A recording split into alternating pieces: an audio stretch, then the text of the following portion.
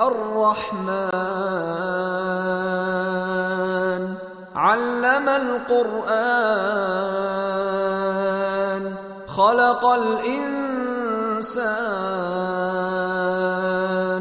علمه البيان الشمس والقمر بحسبان والنجم والشجر يسجدان والسماء رفعها ووضع الميزان ألا تطغوا في الميزان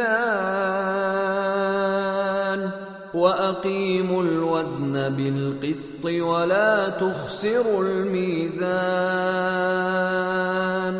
والأرض وضعها للأنام فيها فاكهة والنخل ذات الأكمام والحب ذو العصف والريحان فبأي آلاء ربكما تكذبان خلق الإنسان من صلصال كالفخار وخلق الجان من مارج من نار فبأي آلاء ربكما تكذبان رب المشرقين ورب المغربين فبأي آلاء ربكما تكذبان مرج البحرين يلتقيان بينهما برزخ لا يبغيان فبأي آلاء ربكما تكذبان يخرج منهما اللؤلؤ والمرجان فبأي آلاء ربكما تكذبان وله الجوار المنشآت في البحر كالأعلام فبأي آلاء ربكما تكذبان كل من عليها فان ويبقى وجه ربك ذو الجلال والإكرام فبأي آلاء ربكما تكذبان يسأله من في السماوات والأرض كل يوم هو في شأن فبأي آلاء ربكما تكذبان سنفرغ لكم أيها الثقلان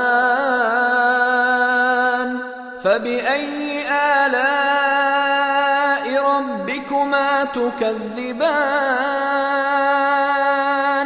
يا معشر الجن والإنس إن استطعتم أن تنفذوا من أقطار السماوات والأرض فانفذوا لا تنفذون إلا بسلطان فبأي آلاء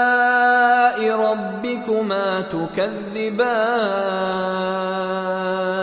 يرسل عليكما شواظ من نار ونحاس فلا تنتصران فبأي آلاء ربكما تكذبان فإذا انشقت السماء فكانت وردة كالدهان فبأي آلاء ربكما تكذبان فيومئذ لا يسأل عن ذنبه إنس ولا جان فبأي آلاء ربكما تكذبان يعرف المجرمون بسيماهم فيؤخذ بالنواصي والأقدام فبأي آلاء ربكما تكذبان هذه جهنم التي يكذب بها المجرمون يطوفون بينها وبين حميم آن فبأي آلاء ربكما تكذبان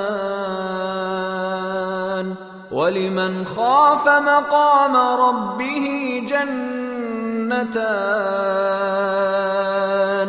فبأي آلاء ربكما تكذبان ذواتا أفنان فبأي آلاء ربكما تكذبان فيهما عينان تجريان فبأي آلاء ربكما تكذبان فيهما من كل فاكهة زوجان فبأي آلاء ربكما تكذبان متكئين على فرش بطائنها من استبرق وجنى الجنتين دان فبأي آلاء ربكما تكذبان فيهن قاصرات الطرف لم يطمثهن إنس قبلهم ولا جان فبأي آلاء ربكما تكذبان كأنهن الياقوت والمرجان فبأي آلاء ربكما تكذبان هل جزاء الإحسان إلا الإحسان فبأي آلاء ربكما تكذبان ومن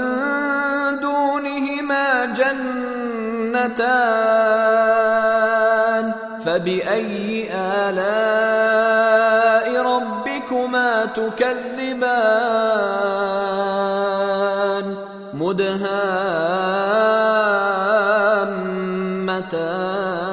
مدهامتان فبأي آلاء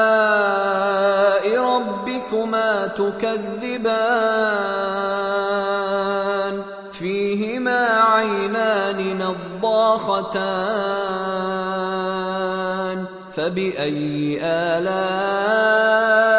ربكما تكذبان فيهما فاكهة ونخل ورمان فبأي آلاء ربكما ربكما تكذبان فيهن خيرات حسان فبأي آلاء ربكما تكذبان حور مقصورات في الخيام فبأي آلاء ربكما تكذبان لم يطمثهن إنس قبلهم ولا جان فبأي آلاء ربكما تكذبان متكئين على رفرف خضر وعبقري حسان فبأي آلاء ربكما تكذبان تبارك اسم ربك ذي الجلال والإكرام